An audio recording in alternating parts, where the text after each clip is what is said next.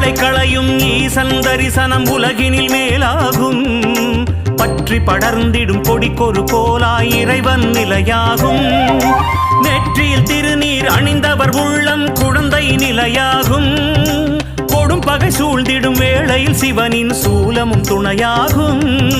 சூலமும் துணையாகும், சிவனின் சூலமும் துணையாகும். சர்வேஸ்வரா விஸ்வேஸ்வரா அவிநாசி லிங்கேஸ்வரா,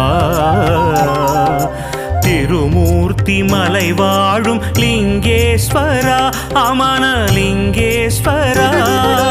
சர்வேஸ்வரா விஸ்வேஸ்வரா